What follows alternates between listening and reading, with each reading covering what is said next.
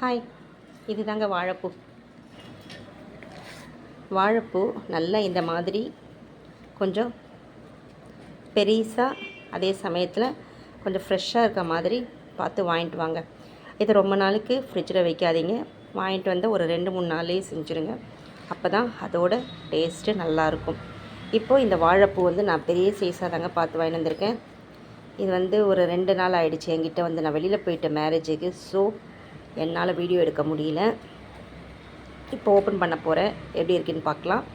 அதே சமயத்தில் இந்த பூ இருக்குது இல்லைங்களா, பூ ரொம்ப ரொம்ப நல்லது நம்ம சாப்பிட்றதுக்கு. இதெல்லாம் நீங்கள் வீக்லி ஒன்ஸ் சாப்பாட்டில் இன்க்ளூட் பண்ணிக்கோங்க. குழந்தைங்களுக்கு பொரியல் மாதிரியா இல்லை வடை மாதிரியோ எப்படியோ ஒன்று நீங்கள் உள்ள பசங்களுக்கும் நீங்களும் சாப்பிட பழகுங்க. உடம்புக்கு ரொம்ப ரொம்ப நல்ல விஷயம் செய்யும். எப்படி இருக்குன்னு ஓப்பன் பண்ணலாம். இதுதாங்க, நல்லதாங்க இருக்குது, எந்த பிரச்சனையும் இல்லைங்க, நல்லா இருக்குங்க. பாருங்க, நல்ல அதாவது ரொம்ப காஞ்சி போயிருந்து அதோட பவர் போயிடுச்சுன்னா இதெல்லாம் பிளாக் கலரில் மாறிடுங்க, கருப்பு கருப்பாக இருக்கும். இது பாருங்கள், அந்த மாதிரி இல்லை, நல்ல வெள்ளையாக தான் இருக்குது. ஸோ நல்லா தாங்க இருக்குது. அதே மாதிரி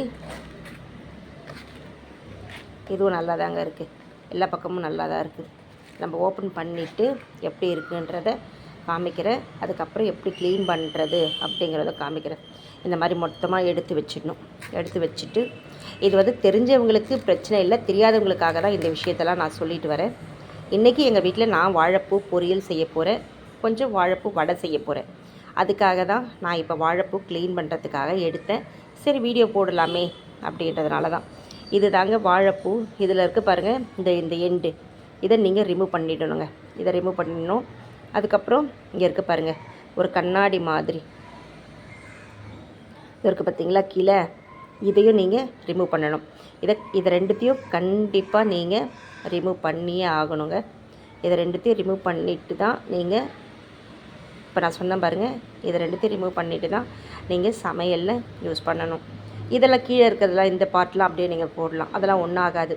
எப்போவுமே நம்ம சமையலில் உப்பு, துவர்ப்பு, காரம், இனிப்பு, கசப்பு எல்லாத்தையுமே சேர்க்கணும்.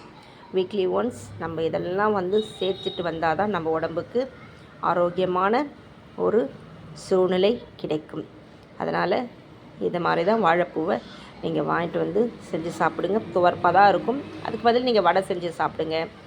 இல்லையா, நீங்கள் துவர்ப்பு வெளியில் ஒரு சிலர் என்ன பண்ணுவாங்க, வேக வச்சுட்டு அப்படியே தூக்கி அந்த தண்ணி கீழே ஊற்றிடுவாங்க. அந்த மாதிரிலாம் பண்ணாதீங்க. துவர்ப்பு உடம்புக்கு நல்லது.